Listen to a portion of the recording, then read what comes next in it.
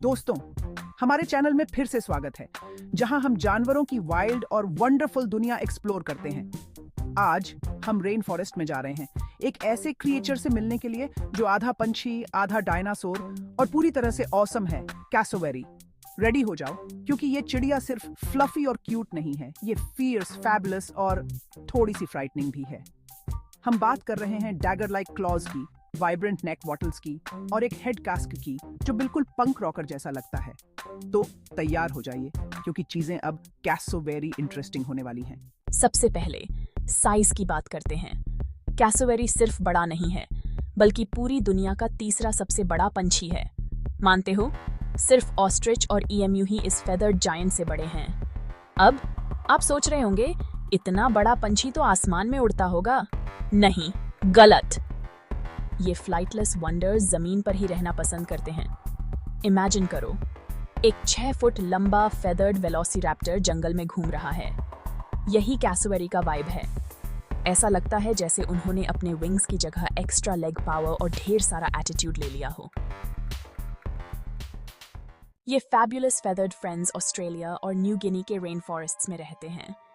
ये rain forest के राजा महाराजा जैसे हैं, अपनी वाइब्रेंट ब्लू नेक्स और आइकॉनिक हेड कास्क के साथ, जो साइंटिस्ट्स के हिसाब से उन्हें डेंस अंडरग्रोथ में से रास्ता बनाने में मदद करता है।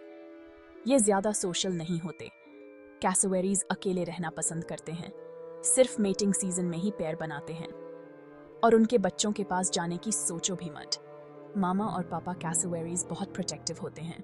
चलो, अब क्लॉज की बात करते हैं। हर कैसोवेरी के पैर में 3 टोज होते हैं और बीच वाले टो में एक क्लॉ होता है जो 5 इंचेस तक लंबा हो सकता है। ये कुछ स्टेक नाइफ से भी लंबा होता है। ये डैगर लाइक क्लॉज दिखावे के लिए नहीं है।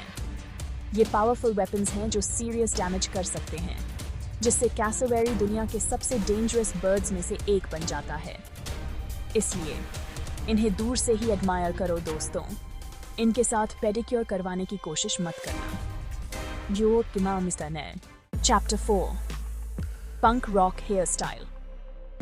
चलो, अब फैशन की बात करते हैं। कैसोवेरी का हेड कास्क बेसिकली एक पंक रॉक मोहॉक जैसा है। ये केराटिनस हेलमेट सिर्फ दिखावे के लिए नहीं है। ऐसा माना जाता है कि ये उन्हें कम्युनिकेट करने, उनकी लो फ्रीक्वेंसी कॉल्स को एम्पलीफाई करने और, जैसा कि पहले बताया गया है, डेंस रेन फॉरेस्ट अंडरग्रोथ में से रास्ता बनाने में मदद करता है। उनकी ब्राइट ब्लू नेक वॉटल्स के साथ ये लुक कहता है, मैं फियर्स हूँ, मैं फैबुलस हूँ और मुझे दिखाने में कोई डर नहीं लगता। चैप्टर 5। वैसे तो कैसोवेरीज अपना काम करते रहते हैं, लेकिन अगर उन्हें खतरा महसूस होता है तो वो खुद को डिफेंड करने से नहीं डरते। और हाँ, इसका मतलब है कि वो ह्यूमंस पर अटैक कर सकते हैं। याद हैं वो क्लॉज जिनके बारे में हमने बात की थी? हाँ, वो उन्हें इस्तेमाल करने से नहीं डरते। ज्यादातर अटैक्स तब होते हैं जब लोग ज्यादा पास आ जाते हैं या उन्हें खिलाने की कोशिश करते हैं। इसलिए डिस्टेंस बनाए रखो दोस्तों, और इन मैग्निफिसेंट क्रीचर्स को उनकी रेन फॉरेस्ट लाइफ जीने दो। चैप्टर 6। मानो या न मानो, ये डरावने दिखने वाले पंछी अपने इकोसिस्टम में एक क्रूशल रोल निभाते हैं। उन्हें कीस्टोन स्पीसीज माना जाता है, मतलब उनकी प्रेजेंस रेन फॉरेस्ट की हेल्थ के लिए जरूरी है। कैसोवेरीज फल पसंद करते हैं और वो पूरे फॉरेस्ट में सीड्स फैलाने में मदद करते हैं, जिससे प्लांट लाइफ की ग्रोथ और डाइवर्सिटी बढ़ती है।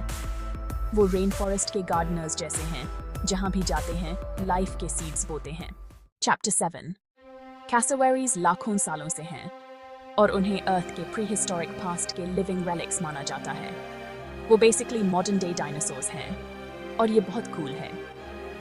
इन इनक्रेडिबल क्रीचर्स को स्टडी करके हम बर्ड्स के एवोल्यूशन और उनके एंशिएंट इकोसिस्टम्स के बारे में ज्यादा जान सकते हैं। इसलिए इन फेदर्ड टाइम ट्रैवलर्स की कद्र करें और उनके फ्यूचर को प्रोटेक्ट करने के लिए काम करें।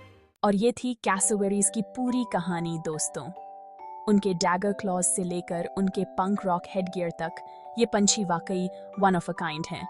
इसलिए अगली बार जब आप रेन फॉरेस्ट एडवेंचर के बारे में सोचें तो रिस्पेक्टफुल डिस्टेंस बनाए रखना याद रखें और इन प्री हिस्टोरिक पावर हाउसेस को दूर से ही एडमायर करें। लाइक, सब्सक्राइब और नोटिफिकेशन बेल दबाना न भूलें और वाइल्ड एनिमल एडवेंचर्स के लिए बने रहें। स्टे क्यूरियस, स्टे क्वर्की और मिलते हैं अगले वीडियो में। Okay, bye.